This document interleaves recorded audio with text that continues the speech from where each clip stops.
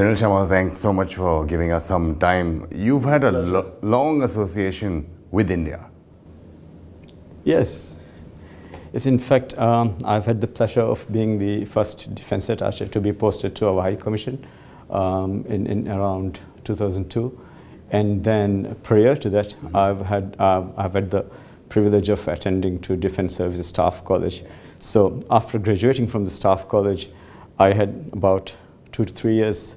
I was in service and then came back to New Delhi as the defense attaché. And luckily, some of my course mates were posted in the integrated headquarters. Right. So I had a way of getting things done in a much quicker, way. On this trip, which has been considerably long, a week or so, give us more specifics of what were discussed and what has been reached in terms of conclusions. First of all, I would like to extend our sincere thanks and gratitude for the excellent arrangements made for us for this visit. And then this visit at the outset has been extremely rewarding. And then the interactions we had with different areas were extremely fruitful. And we've met the service chiefs, we've met with the Honorable Defense Minister and then the Defense Secretary, and then I had been in the co-chair in the DCD, which was the Defense Cooperation Dialogue, which was co-chaired by the Honorable Defense Secretary, and we had discussed a lot of important areas. And in fact, to put it into context or perspective, looking into Indo-Maldives relations, as I've been saying, an important component or a segment of the relations is the defense cooperation relationship. And then our main strategic focus is on the Indian Ocean region, Greater Indian Ocean region. And then the stability, peace, and protection of the Indian Ocean region is of crucial importance for both the countries. So we share same interests as far as the protection of Indian Ocean region is concerned. And then we, by and large, we've been talking about the menaces of the Indian Ocean region, be it IUU, which is illegal, unregulated, unreported fishing, be it illicit trafficking, be it piracy, or all these menaces of the Indian Ocean region. So we are concerned and focused on the Greater Indian Ocean region security. On that note, we've talked about the importance of having the coastal radar surveillance systems and the importance. And in fact, this initiative was taken back around, I must say, the discussion started about 10 to 12 years back. We felt the importance of having these radars. And then phase 1 was partly completed, and then it was stalled for a while, and then we've been able to, now we talked about pursuing it much more rigorously, because we need this, surveillance of the, our EEZ quite importantly, yeah.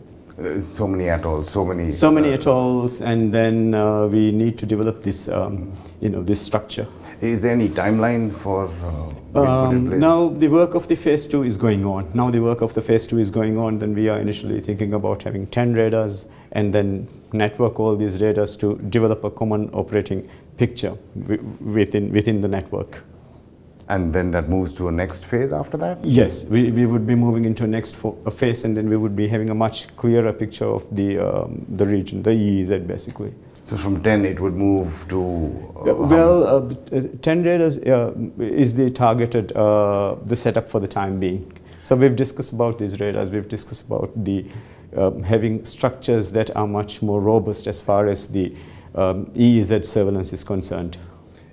In terms of the large isle, since you were talking about the Indian Ocean region itself, and the Defense Minister also talked about the Fusion Centre. Yes. And now collaboration there, is that also envisaged? The fusioning of information, or the fusioning of the activities and sharing information, it has quite a civil component to it. Monitoring the merchant ship, white shipping. So,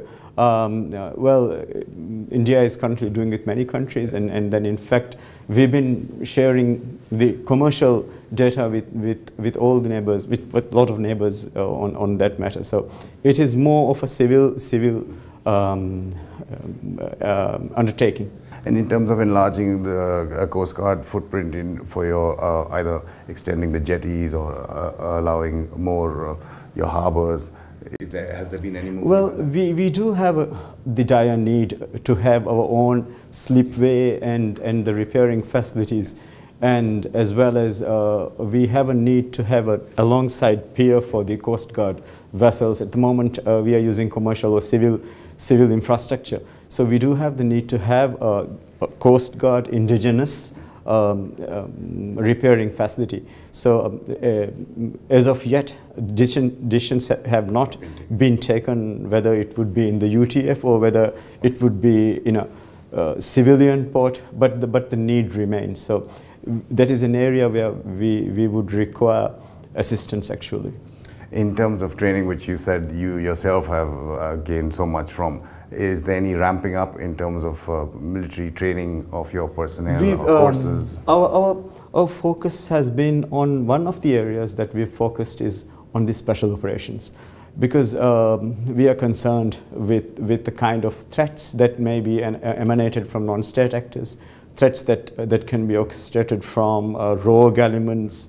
So it's a quite unpredictable. In the contemporary era, the threat environment is complex and quite unpredictable. So on that note, we've talked about how the capacity of our special forces and the Marine Corps can be built. And then we've had a very useful visit to ARTREC, Army Training Command. And then we talked about, constituting more practical structures where we could do joint exercises and then perhaps exchange of instructors between the two countries and seeing the possibilities and exploring new avenues where we could perhaps look into expanding the capacity of the special forces and the Marines. We've talked about the Army, we've talked about the Navy or the Coast Guard. In the air, the Dornier, where has that moved? The helicopters, is there any more you need? As you would see, 99.7% of Maldives is water, 0.3% is land. Correct. And the geography or the natural terrain is challenging for us. And providing this important service is critical. For example, specifically looking into the ALHs, from a humanitarian point of view, these helicopters have been doing extremely well. These aerial platforms are quite practical and useful when it comes to undertaking these medical evacuations. And in fact, because in rough weather, or maybe the situation may demand such that a landing of a helicopter may be required on a football ground or on a difficult situation. So we are quite practical, and then we feel that these are the most viable and versatile aerial platforms that can be used in medical evacuations.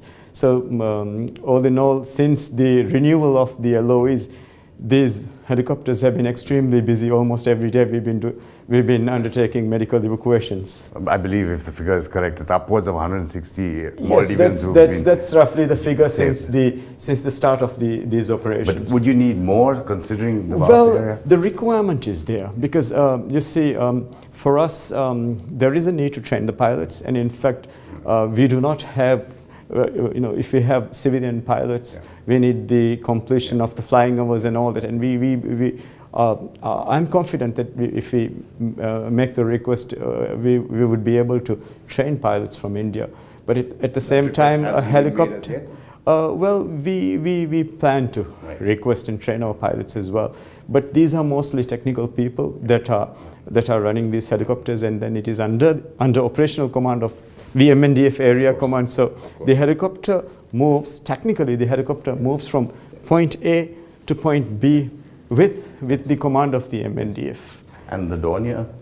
Well, Dornier would, in case we have a Dornier, it would put the capacity. What's holding the Dornier up? Because it was announced Yes, it'll take time because building of the hangar, going through the agreements, renewing the situation. So we've talked about Dornier. We've talked about because it would further enhance our search and rescue capabilities as well as it will enhance the medivacs and other operational activities. And I believe Maldivian pilots are already trained on Dorniers. They can fly Dorniers. Yes, that will be much easier when it comes to Dornier. General Shamaal, again, just looking at your career, you were reinstated by the courts. Now, how difficult a fight was that? Well, you know, I was fired in 2013 and then I was dismissed on, I would term it as false allegations, and in fact, finally the court found my allegations as baseless. So I had been reinstated, and then now here I am where I am now. General Shamaal, again, thank you so much for giving It has been a pleasure. Pleasure is mine. Thank you very much. Awesome. Thank you. Thank you. Thank you.